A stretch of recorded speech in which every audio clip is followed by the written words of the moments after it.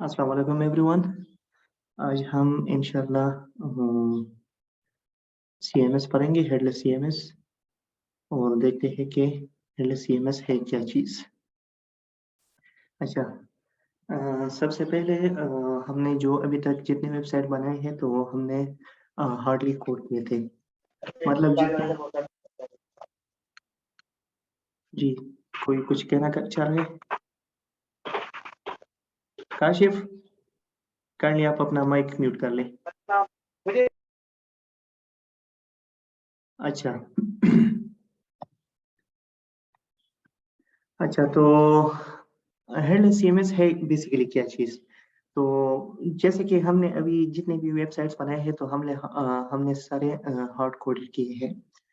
तो इसमें अगर हम और कंटेंट ऐड करना चाहेंगे, जिस तरह की मिसाल मैं लेता हूँ, ये हमारे पेनावर्स की जो साइट हमने बनाई थी, मैं अपने पेनावर्स की साइट पे आ जाता हूँ। इसमें सब कुछ जो है ये हार्ड कोडेड है, मतलब हमने वीएस कोड में इस इन सब चीज़ों को लिखा है। The program in a nutshell, ये सब वगैरह सब कुछ। अगर पेन हाउस वालों ने एक और कोर्स इशू किया तो उसके लिए मुझे वापस अपने वेबसाइट पे जाना पड़ेगा, सॉरी अपने कोड पे जाना पड़ेगा, और उस अलग कोर्स के लिए फिर मैं दोबारा एक और सेक्शन यहाँ इस तरह से बना दूंगा, और उस सेक्शन के बाद फिर यहाँ पे मैं इस तरह एक और पेज बनाऊंगा, और इसके बाद मैं डायनेमिकली दो राउट्स डिफाइन कर लूंगा। लेकिन ये सब कुछ मैं हार्ड कोडेड करूंगा, और इस तरह सब कुछ मैं कोड के अंदर ही लिखूंगा और इसको अरेंज कर लूंगा। तो ये प्रोसेस जो है ये बहुत टीडियस प्रोसेस है, और इससे हमारा जो टाइम है ये बहुत ज़्यादा कंज्यूम होता है। तो इससे बचने के लिए हम आते हैं हेडलेस सीएमएस पे। हेडलेस सीएमएस में ये है कि हम कंटेंट, हेडलेस सीएमएस एक टेक्नोलॉजी है जो हमें जो हमारी, जी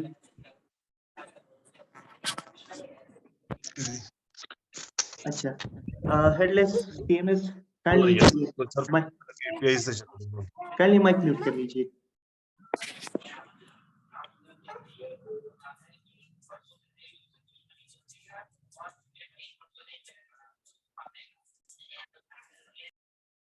अच्छा, तो कहाँ था मैं? हेडलेस सीएमएस एक टेक्नोलॉजी है जिसके ज़रिए से हम अपनी कंटेंट को मैनेज कर सकते हैं। हम एक दफ़ा एक स्ट्रक्चर बना लेते हैं और फिर हम सिर्फ कंटेंट क्रिएट करते हैं, और वेबसाइट में हम यहाँ पे बैक एंड में कोड कर देते हैं। वो कंटेंट जो है वो ऑटोमेटिकली यहाँ पे डिस्प्ले हो जाता है। कंटेंट हम चेंज भी कर सकते हैं, उसमें हम एडिशन भी कर सकते हैं। वेबसाइट में सिर्फ वो अपडेट होता जाएगा और हमारा न्यू कंटेंट ऑटोमेटिकली ऐड होता जाएगा। तो इससे एक फ़ायदा ये हुआ कि एक लेमैन जिसको बिल्कुल कोडिंग का बैकग्राउंड ही नहीं है, वो भी इसको यूज़ कर सकता है, हेडलेस सीएमएस को। क्योंकि वो एक यूज़र इंटरफेस हमें प्रोवाइड करता है, तो हम उसमें सिर्फ कंटेंट बनाते हैं और कंटेंट क्रिएट करते हैं। तो एक लेमैन जो बिल्कुल कोडिंग के बैकग्राउंड से बिल्कुल वाकिफ़ नहीं है, वो भी इसको यूज़ कर सकता है। एक दूसरा ये कि प्रोग्रामर्स भी इससे फ़ायदा उठा सकते हैं, क्योंकि एवरीथिंग को दोबारा-दोबारा कोड करना ये भी एक टीडियस प्रोसेस है, तो इससे हम बच सकते हैं। अच्छा, यहाँ पे एक मॉडल मैंने बनाया है, मैं यहाँ पे इसको शो कर देता हूँ। ये है मेरा एक मॉडल जिसमें मेरे पास टाइटल है, डिस्क्रिप्शन है और डेट है कि ये कब क्रिएट हुआ था। इसमें एक इमेज है और क्रिएटर रेफरेंस मतलब यूज़र कोड है। तो यहाँ पे मैं जब ब्लॉग पोस्ट क्रिएट करूँगा यहाँ पे, अब ये मेरा फर्स्ट पोस्ट है, ये मेरा फर्स्ट पोस्ट है, ठीक है? तो ये एक सिंपल पोस्ट है। अच्छा, तो ये एक सिंपल पोस्ट है, यहाँ पे मैंने टाइटल दे दिया है और रिच टेक्स्ट है, यहाँ पे डिस्क्रिप्शन है, फिर यहाँ पे डेट है कि ये कब क्रिएट हुआ है, फिर इसमें एक इमेज है और यूज़र जो है जिसने ये क्रिएट किया है। ये हमारा एक पोस्ट हो गया है। इस तरह ये हमारा दूसरा पोस्ट हो गया है। इसमें हमने ये हमारा टाइटल है, फिर रिच टेक्स्ट है, और इसके दरमियान हमने एक कोडिंग जो फेच एपीआई की जो फंक्शन है वहाँ ये यहाँ पे डिस्प्ले की है। अच्छा, इसको डिस्प्ले करने के लिए हम यहाँ पे अपना कोड ले लेते हैं और इसको इस कोड सेलेक्ट कर लेते हैं, तो ये हमारे पास इस तरह कोडिंग की स्ट्रक्चर ले लेता है। अच्छा, इसमें भी यहाँ पे डेट है और फिर एक इमेज है, मेरे पास और इमेज नहीं था तो मैंने अपनी ही इमेज लगा दिया और यूज़र है जिस यूज़र ने इसको क्रिएट कर दिया है। तो अब हम बैक एंड पे सिर्फ़ एक ही चीज़ बनाएँगे और इसको डिस्प्ले करेंगे। अच्छा, बैक एंड पे हम इसको इस तरह से बनाएँगे कि ये हमारे पास जितने भी पोस्ट आएँगे, तो ये उसको इस तरह से डिस्प्ले करेगा। तो ये हमारे पास एक एग्ज़ाम्पल है कंटेंटफुल की तरफ से, तो मैं ये दिखा रहा हूँ। अच्छा, इसमें एक पोस्ट हमारे पास ये है और बाकी पोस्ट लेटेस्ट आर्टिकल वो नीचे आ रहे हैं। जो भी पोस्ट न्यू पोस्ट किया जाएगा वो यहाँ पे आएगा। उसके बाद जितने भी पोस्ट ये वाला पोस्ट अब न्यू है तो ये बिल्कुल स्टार्ट पे है। जैसे ही न्यू पोस्ट होगा तो वो यहाँ पे आ जाएगा और ये वाला पोस्ट यहाँ पे रिप्लेस हो जाएगा। अच्छा, तो अब इस पोस्ट पे मैं क्लिक करूँगा तो यहाँ पे हमारे पास ये यूआरएल जो है ये डायनामिकली क्रिएट हो रहा है। तो डायनामिक हमने पढ़ा था कि नेक्स्ट.जेएस में हम डायनामिक राउट कैसे क्रिएट करते हैं, तो उसके ज़रिए से हम इसको क्रिएट कर रहे हैं। मतलब ये है कि हम अपने कंटेंट को जो है वो इस ब्लॉग पोस्ट पेज पे डिस्प्ले कर रहे हैं और इस पे क्लिक करने के लिए हम डायनामिक राउट क्रिएट करेंगे और जैसे ही मैं इस पे क्लिक करूँगा तो ये हमारा जो ब्लॉग पोस्ट है वो डिस्प्ले हो जाएगा। अब इसमें टेक्स्ट भी है, इमेजेस भी है और ये सब कुछ नज़र आ रहा है। तो ये हम बहुत आसानी से कर सकते हैं। अगर मैं यहाँ पे दूसरे ब्लॉग पोस्ट पे क्लिक करूँ तो तकरीबन स्ट्रक्चर इसी का भी यही होगा। जैसे आपको नज़र आ रहा है, ठीक है?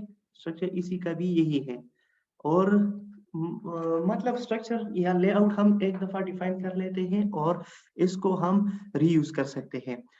तो अगर मैं इसी चीज़ को कोड के ज़रिए से करना चाहूँगा तो फिर कोड का बहुत कॉपी पेस्ट होगा और उसमें इतनी रीयूज़ेबिलिटी नहीं होगी। लेकिन कंटेंट जो सीएमएस टेक्नोलॉजीज़ है उसके ज़रिए से हम इस कंटेंट को सीएमएस टेक्नोलॉजीज़ पे क्रिएट करते हैं, वहाँ पे ही स्टोर करते हैं और इसको अपने सिर्फ़ बैकएंड पे एक्सेस करते हैं एपीआई के ज़रिए से और वहाँ पे डिस्ट्रक्चर करके इस तरीके से रन करा सकते हैं। अच्छा, अब आते हैं अपने रेपो पे, सर के रेपो पे। अच्छा, स्टेप 01 में सर ने वही किया है कि यहाँ पे एक कंटेंट अच्छा, मैं यहाँ पे आता हूँ। अच्छा, तो सबसे पहले मैं यहाँ पे एक और स्पेस सेलेक्ट कर लेता हूँ। अच्छा, तो मैं ऐड स्पेस पे क्लिक कर लेता हूँ और इसको मैं सेलेक्ट कर लेता हूँ, कंटिन्यू और my space confirm and create. अच्छा, अब ये हमारा स्पेस क्रिएट हो रहा है कंटेंटफुल में, तो स्पेस हमारा क्रिएट हो गया है। इस पे हम क्लिक करेंगे।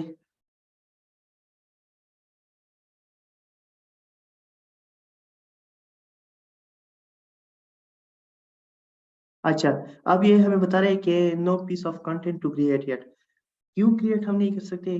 क्योंकि अभी तक हमारे पास कोई कंटेंट मॉडल नहीं है। जब मैं यहाँ पे होम पे क्लिक करूँगा तो यहाँ पे मुझे कुछ लिंक बता रहे हैं, लेकिन कंटेंट मॉडल में अभी हमारे पास कुछ भी नहीं है। तो डिज़ाइन योर कंटेंट मॉडल, तो हम यहाँ पे एक सिंपल कंटेंट मॉडल क्रिएट करते हैं। तो इसको मैं ब्लॉग का नाम दे देता हूँ। एपीआई आइडेंटिफायर जो है वो खुद आ जाएगा। तो यहाँ पे ब्लॉग आ गया है और इसको मैं क्रिएट कर देता हूँ। ये हमारे पास जो ब्लॉग है वो क्रिएट हो गया है। अच्छा, यहाँ पे मैं एक फ़ील्ड क्रिएट कर लेता हूँ। टाइटल्स, नेम्स और छोटे से पैराग्राफ्स जो है उसके लिए हम टेक्स्ट को यूज़ करते हैं। अच्छा, यहाँ पे मैं इसको टाइटल का नाम ही दे देता हूँ और इसको शॉर्ट टेक्स्ट, मतलब ये सिर्फ़ टाइटल के लिए ही है और इसको क्रिएट एंड कॉन्फ़िगर कर लेता हूँ। अच्छा, यहाँ पे मैं वैलिडेशन में आ जाता हूँ और इसको रिक्वायर्ड फ़ील्ड कर देता हूँ, मतलब ये मस्ट है। अगर ये प्रोवाइड नहीं किया तो एंट्री पॉसिबल नहीं होगी। अच्छा, इसको मैं कन्फर्म कर देता हूँ। ये हमारे पास एक हो गया है और आते हैं VS कोड पे। मैंने Next.js की एप्लीकेशन जो है वो पहले से ही इंस्टॉल की है ताकि टाइम जो है वो सेव हो सके। अच्छा जी, कोई कुछ कहना चाह रहा था? अच्छा वेब भाई, ये वीज कोड पे जो जब हम आते हैं तो इसमें हम क्या क्या प्रूफ करना चाहते हैं यहाँ पे? वही कंटेंट जो हमने वहाँ पे क्रिएट कर दिया है ना, ये वाला। ठीक है। अच्छा सॉरी, इसको सेव करना था तो मैंने सेव नहीं किया था। अच्छा सॉरी, VS कोड को अब रहने दें। पहले हम कंटेंट क्रिएट कर लेते हैं। तो हम आते हैं कंटेंट पे। यहाँ पे हम ऐड एंट्री पे क्लिक कर लेंगे और जो हमारा ब्लॉक है वो ऑटोमेटिकली सिलेक्ट होगा। तो इसको हम दे देते हैं अपना फर्स्ट पोस्ट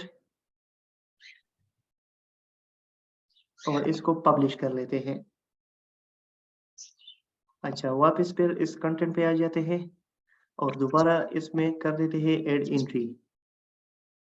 अच्छा यहाँ पे हम कर लेते हैं सेकेंड पोस्ट।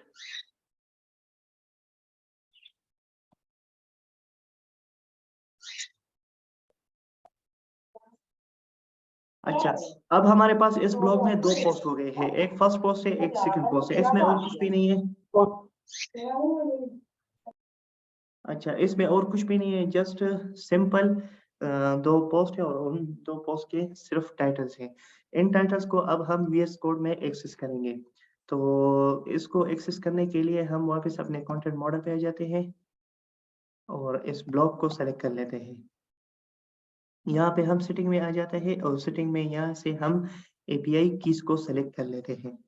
अच्छा तो यहाँ पे हमारे पास कोई API की नहीं है तो यहाँ पे हम कर लेते हैं ऐड API की। तो ये हमारे लिए ऑटोमेटिकली एक API की जनरेट कर लेगा। ये हमारे स्पेस का नाम है जो हमने क्रिएट किया था। ये हमारी स्पेस आईडी है, इसको मैं कॉपी कर लूँगा और ये हमारी जो content delivery API access code token है, इसको भी मैं कॉपी कर लूँगा। अच्छा अब आते हैं हम VS कोड पे। तो VS कोड में हम नेक्स्ट कॉन्फ़िग पे आ जाते हैं और यहाँ पे हम क्रिएट कर लेते हैं env का वेरिएबल। ठीक है तो इसको क्रिएट कर लेते हैं। अच्छा इस पे हम दे देते हैं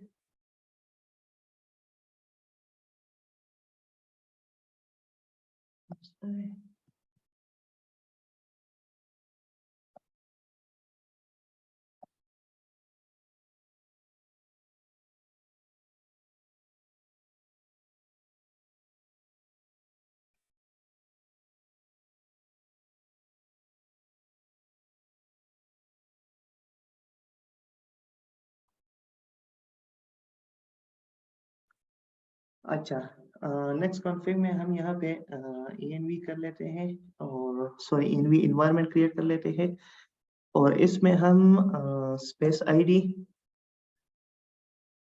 और ये कैप्स में होगा। ठीक है स्पेस अंडरस्कोर आईडी। तो जो आईडी हमने कॉपी की थी उसको हम यहाँ पे पेस्ट कर लेंगे। तो ये हमारे पास स्पेस आईडी हो गई है। अच्छा यहाँ पे हम फिर कर लेते हैं content full underscore axis underscore की और इसको पेस्ट कर लेते हैं। अच्छा तो इन दोनों को हमने पेस्ट कर दिया। अच्छा इसके साथ भी मैं कंटेंट लगा देता हूँ, कंटेंट फुल। अच्छा इसको सेव कर लेते हैं। अब ये हमारे पास आ गए हैं। वापस हम अपने पेज पे आ जाएंगे और यहाँ पे हम एक फेच फंक्शन क्रिएट कर लेंगे। तो फेच फंक्शन क्रिएट करने के लिए यहाँ पे हम ऊपर एक फंक्शन डिफाइन कर लेते हैं। अच्छा क्योंकि हम ऐप डायरेक्टरी में है तो हम फेच फंक्शन यूज करेंगे। तो और ये हमारा एसिंक फंक्शन होगा, const get log। ठीक है और इसको हम एसिंक कर लेंगे, एरो बना लेते हैं इसको। अच्छा यहाँ पे हम इसको दे देते हैं कि इसको एक कांस्टेंट असाइन कर लेते हैं और कांस्टेंट हम यूजुअली जो प्रैक्टिस है इसको हम RES से असाइन करते हैं, मतलब रिस्पॉन्स, शॉर्ट फॉर रिस्पॉन्स, ठीक है। और इसको हम कर लेते हैं अवेट। यहाँ पे हम फेच API यूज़ कर लेंगे। फेच API यूज़ करने के लिए यहाँ पे हम URL दे देंगे। URL जो सर ने डिफरेंट डॉक्यूमेंटेशन शेयर की थी, तो उसमें एक डॉक्यूमेंट्स है, उसमें यहाँ पे URL हमारे पास शेयर हुआ था। तो इस URL को मैं यहाँ से कॉपी कर लेता हूँ। और एक चीज़ यहाँ पे नोट करनी चाहिए कि this is read only API, मतलब हम इस API को सिर्फ रीड कर सकते हैं, इसको हम कोई डेटा प्रोवाइड नहीं कर सकते। अच्छा, तो यहाँ पे मैं इस URL को पेस्ट कर दूंगा और इसके बाद मैं स्पेसेस लिख लूंगा और स्पेसेस में मैं जो हमारा ये वाला वेरिएबल था ना, कंटेंटफुल स्पेस आईडी, इसको मैं कॉपी कर लूंगा और इसको मैं इसके अंदर यूज कर लूंगा। और इसको यूज करने के लिए हम process.env डॉट वो वाला नाम ले लेते हैं। तो अब ये वाला वेरिएबल जो है, ये वाला, ये यहाँ पे कॉल हो जाएगा। अच्छा, हम इसको इस तरह क्यों कर रहे हैं, डायरेक्टली इस एड्रेस को वहाँ पे क्यों नहीं लिख लेते? उसकी वजह ये है कि अगर हम ये कोड गिटहब पे पब्लिश करना चाहेंगे तो हम नहीं चाहेंगे कि ये वाली आईडी और ये वाली आईडी किसी के पास आ जाए। तो हमने यहाँ पे इसको env में रख ली है और इसको हम इस तरह से एक्सेस कर लेते हैं process.env, ठीक है। तो हम नहीं चाहते कि जो कोई भी हो हमारे कोड को देख रहा हो तो उसको इस कोड तक जो की से इस तक रसाई ना मिले उसको। अच्छा, ये हो गए हमारे पास। इसके बाद हम फॉरवर्ड स्लैश डाल लेते हैं और इसमें इंक्रीज कर लेते हैं। ऐसा करता हूँ मैं, सर की कोड से ही कॉपी कर लेता हूँ क्योंकि ये URL बहुत लंबा है।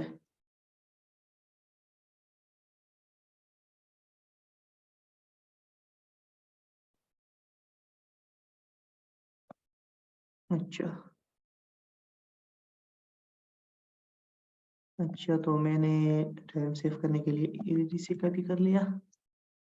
अच्छा, यहाँ पे स्पेसेस में हमने प्रोवाइड कर दी है process.env.contentful underscore space underscore ID, मतलब नेक्स्ट कॉन्फ़िग के अंदर जो हमने एनवायरनमेंट वेरिएबल एनवायरनमेंट डिफाइन की, उस एनवायरनमेंट के अंदर हमने दो वेरिएबल डिफाइन की, कंटेंटफुल स्पेस आईडी और कंटेंटफुल एक्सेस की।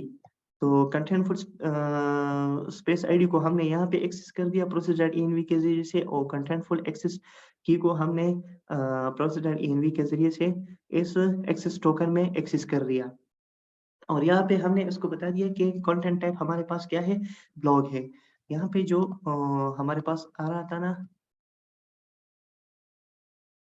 मैं आ जाता हूँ कंटेंट पे, कंटेंट मॉडल पे, ठीक है। ये ब्लॉग जो हमने क्रिएट की थी, तो उस वक्त इस ब्लॉग की ये अभी इसकी आईडी है, ब्लॉग सिंपल इसकी आईडी है। तो यहाँ पे हम इसको यूज करेंगे कि ब्लॉग, ठीक है। अच्छा, फिर हम देखेंगे कि अच्छा, यहाँ पे मैं एक और चीज़ इसके साथ लगा लेता हूँ, इसको ब्रेक कर लेता हूँ। अच्छा, यहाँ पे मैं इसको बता देता हूँ कि यहाँ पे इसको मैं कह देता हूँ कि कैशे नो कैशे, मतलब एवरी बिल्ड पे हमारे पास लेटेस्ट डेटा आ जाए। जैसे ही हम वहाँ पे डेटा अपडेट करते जाए, तो यहाँ पे हमारे पास जो डेटा है वो API से बल्कि एवरी रिफ्रेश पे हम सॉरी एवरी बिल्ड पे नहीं, एवरी रिफ्रेश पे हमारे पास जो डेटा वहाँ पे होगा वो यहाँ पे डिस्प्ले होता जाए। अच्छा, तो ये तो हमारे पास ये हो गया है, इसको सेव कर लेते हैं और प्रिंटर इसको ऑटो अरेंज कर देगा। अच्छा, यहाँ पे हम एक इफ कंडीशन लगा लेते हैं कि अगर रिस्पॉन्स ठीक नहीं हुआ तो रिस्पॉन्स ठीक नहीं चला तो हमारे पास एक एरर आ जाए। उसको चलाने के लिए हम नॉट रेज़ कर लेते हैं और इसको ओके कर लेते हैं। अच्छा, और फिर इसको यहाँ कर लेते हैं थ्रो न्यू एरर सॉरी, और इसको देते हैं फेच। सॉरी मैं टाइप नहीं कर पा रहा हूँ, फेच फेल्ड। अगर किसी वजह से भी हमारा ये फेच फेल्ड हो गया तो हमें ये एरर थ्रो हो जाएगा कि फेच फेल्ड। अच्छा, उसके बाद ये जो रिस्पॉन्स हमें मिल जाए इसको हम रिटर्न कर लेंगे ऐसा रिस्पॉन्स डॉट जेसन, इसको हम ऐसा जेसन रिटर्न कर लेंगे। अच्छा, फिर आते हैं अपने कोड पे।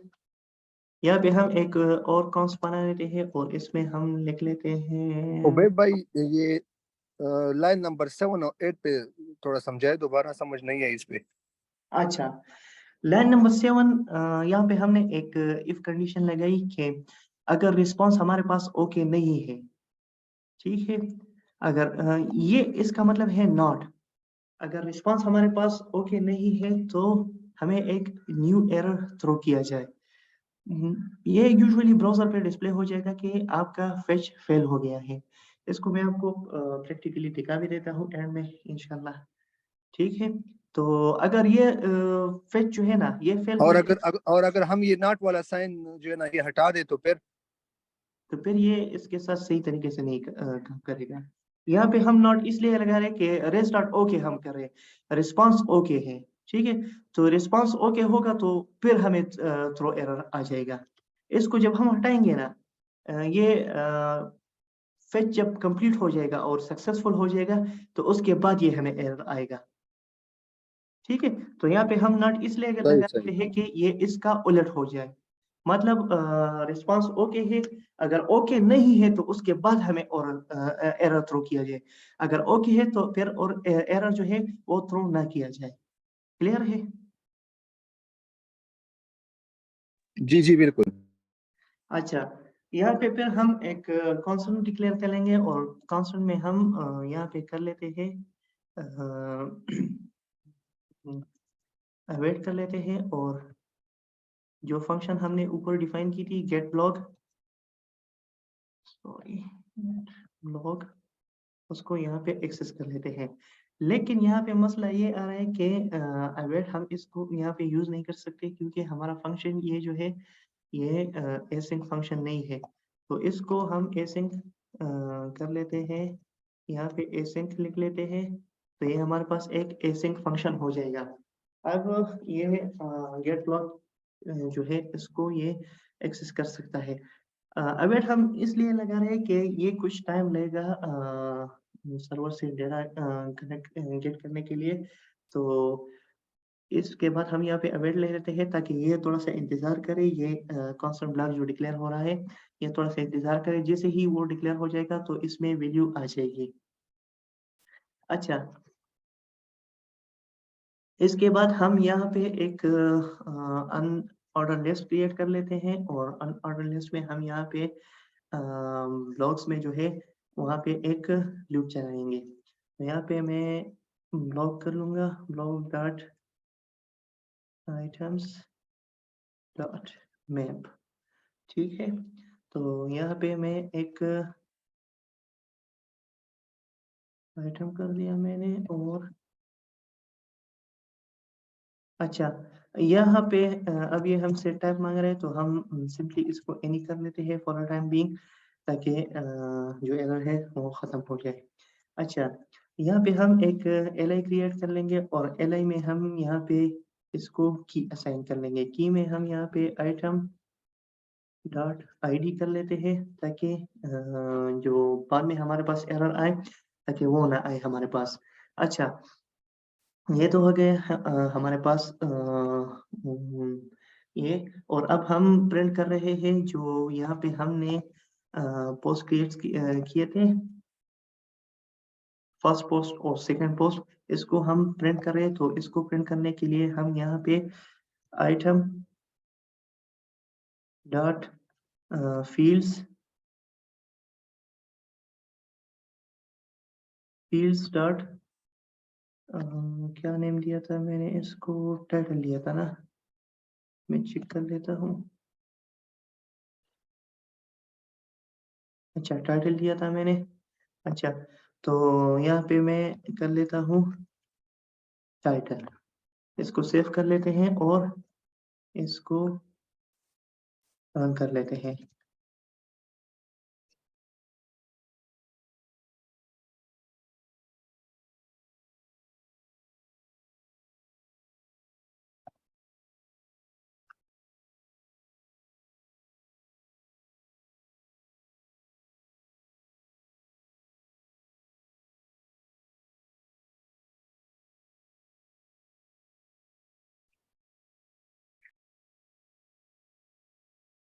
अच्छा यहाँ पे अगर किसी का क्वेश्चन हो तो वो चैट के जरिए भी पूछ सकते हैं और अपना माइक अनम्यूट करके भी पूछ सकते हैं।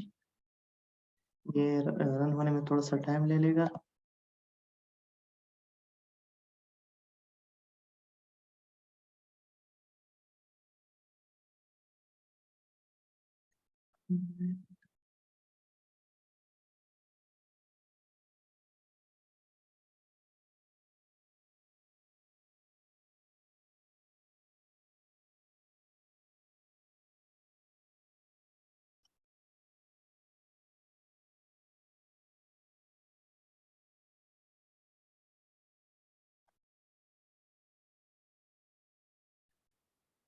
ये फर्स्ट टाइम रन है तो इसलिए थोड़ा सा ज़्यादा टाइम ले रहे हैं। अभी तक मैंने इस एप्लीकेशन को रन नहीं किया था।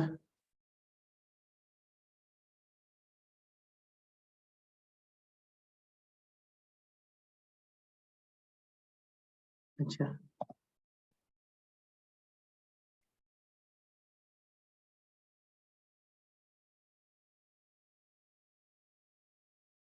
सॉरी।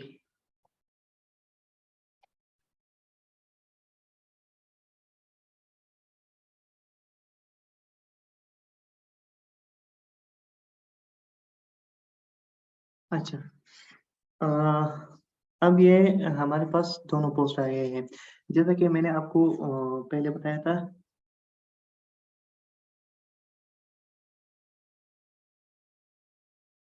अच्छा याद आपको रखना पड़ेगा कि लूप चलाना है क्योंकि आपके पास यहाँ पे डिफरेंट पोस्ट है। ठीक है सलमान भाई, आपके पास यहाँ पे एक पोस्ट नहीं होगा। अगर एक पोस्ट है तो फिर तो कोई बात नहीं है, उसके लिए भी फिर आपको लूप चलाना पड़ेगा। लेकिन कमांड्स असल में याद करना कमाल की बात नहीं है। कमांड्स को समझना असल में ये इसकी लॉजिक जो है ना वो समझना। असल में आपको इसकी एक दफ़ा समझ आ जाए कि मैप फंक्शन असल में करता क्या है। मैप कुछ भी नहीं है, ये सिंपल लूपिंग करता है अरे के ज़रिए से। तो यहाँ पे हमने ब्लॉक्स लिए हैं और ब्लॉक्स के अंदर जो हमारे पास आइटम्स है उस पे हमने मैपिंग की है। तो मैपिंग के ज़रिए से हम इस आइटम्स को गेट कर रहे हैं। यहाँ पे हमने एल को एक की असाइन की है कि ये एक आइटम है हमारे पास, आइटम डॉट आईडी है, इसको असाइन की है। और फिर यहाँ पे items dot fields dot title. अच्छा एक चीज करते हैं, इसको हम पोस्टमैन पे एक्सेस कर लेते हैं।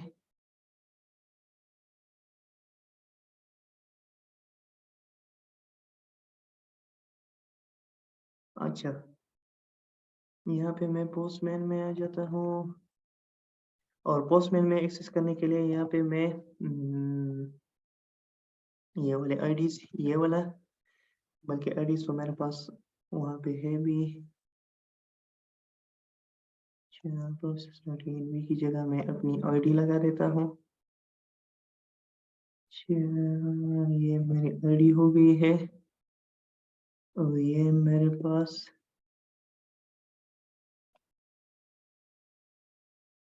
थी ये वाली। ठीक है सेंड कर लेते हैं। अब ये हमारे पास एक जेसन आ जाएगा।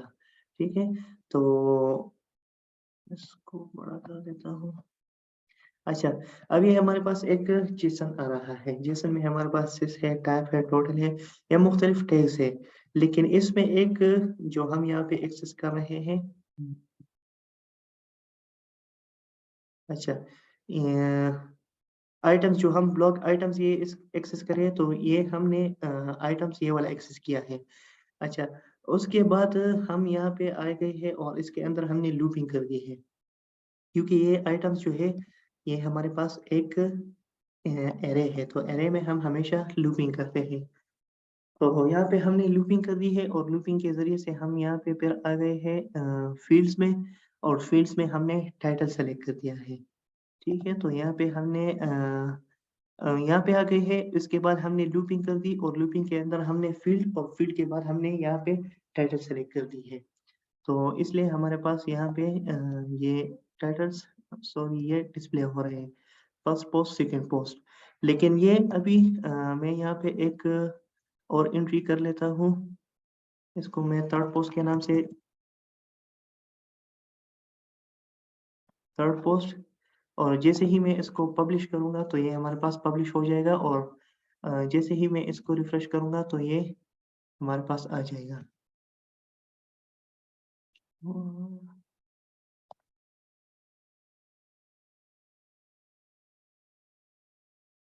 रिफ्रेश क्यों नहीं हो रहा?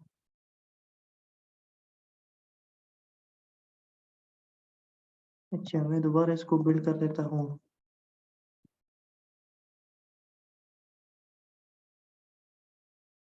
क्योंकि बेटा डायरेक्टरी, ऐप डायरेक्टरी जो है ये अभी बेटा वर्जन में है, तो इसमें बहुत ज़्यादा से मसले हैं। कभी कभार ये मसले कर रहे होते हैं। ठीक है, ओपन कर देता हूँ लोकल होस्ट।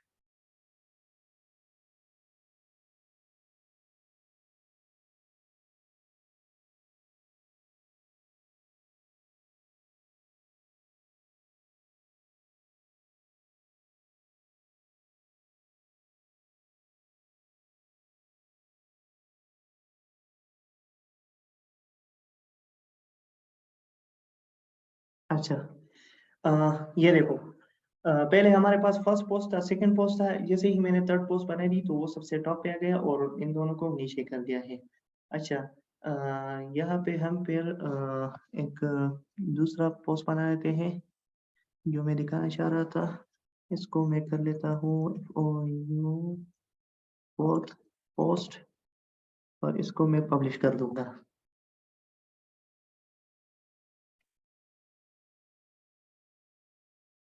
अच्छा, देखो, जैसे ही मैंने पब्लिश कर दिया और वेबसाइट को रिफ्रेश कर दिया तो हमारे पास फोर्थ पोस्ट ऑटोमेटिकली आ गया है, क्योंकि हमने यहाँ पे बताया है कि cache no cache, every request पे ये इस एपीआई से बिल्कुल फ्रेश डेटा ग्रैब कर रहा है और डिस्प्ले कर रहा है। अच्छा, यहाँ पे एक चीज़ ये है कि हम अपने कंटेंट पे आके किसी कंटेंट को हम चेंज करना चाहेंगे।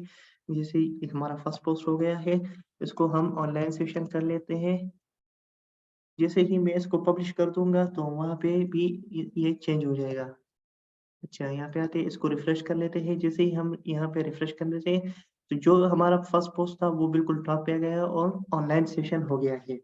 अच्छा, अब अगर ये हम हार्ड कोडेड करते तो ये सब हम डिफाइन करते, और या तो टेलविंड के ज़रिए से इसकी ऑर्डर डिफाइन करते, या फिर एचटीएमएल में इसको one on the top of the other करते, ताकि ये पहले आ जाए, ये बाद में आ जाए।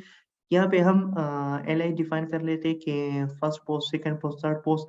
फिर हम अगर इसी तरह जो लेटेस्ट हमारा टॉप पे आ रहा है तो उसको हम फिर रिवर्स ऑर्डर में करते हैं। मतलब यहाँ पे हम टेलमेंट में रिवर्स कॉल पास करते, फ्लेक्स कॉल रिवर्स पास करते, या यहाँ पे हम उसको एचटीएमएल के जरिए से रिवर्स ऑर्डर में कर लेते। मतलब फर्स्ट फोर्थ ऑर्डर पहले, फिर थर्ड, फिर सेकंड, फिर फर्स्ट। ठीक है, तो इस कंटेंट मैनेजमेंट सिस्टम की वजह से ये बहुत, हम सिर्फ यहाँ एक दफ़ा कोड लिख रहे हैं और हम वहाँ से जितना भी डेटा प्रोवाइड करेंगे, यहाँ पे जो हमने डिस्प्ले किया था वो डेटा यहाँ पे ऑटोमेटिकली डिस्प्ले हो जाएगा, और जो अलाइनमेंट है इसकी वो भी ऑटोमेटिकली इसके मुताबिक होगा। यहाँ पे जो हमारे पास कंटेंट है इसके मुताबिक होगा।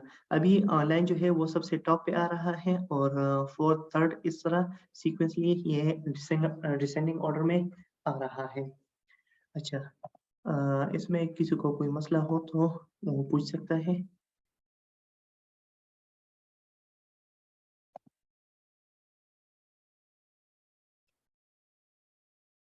Any question here?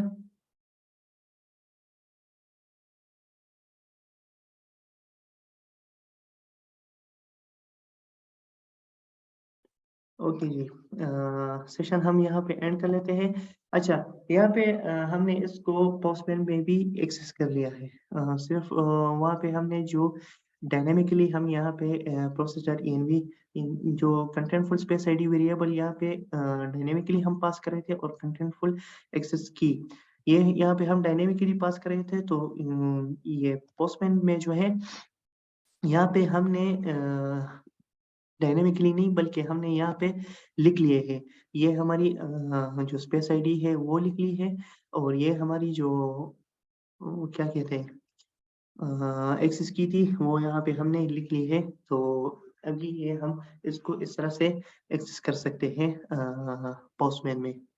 अच्छा, अगर आप चाहते हैं तो मैं इसको गिटहब पे पब्लिश कर दूँगा, लेकिन मेरे नज़दीक तो इसकी पब्लिश करने की कोई ज़रूरत नहीं है। अगर आपकी रिक्वेस्ट है तो मैं इसको गिटहब पे पब्लिश कर देता हूँ। अगर आप चाहते हैं कि पब्लिश करूँ तो काइंडली आप ज़रा आंसर कर दीजिए, अगर नहीं तो फिर मैं सेशन एंड कर लेता हूँ। रिकॉर्डिंग ओके, चलो मैं इसको गिटहब पे पब्लिश कर देता हूँ। अच्छा, रिकॉर्डिंग में स्टॉप कर लेता हूँ यहाँ पे।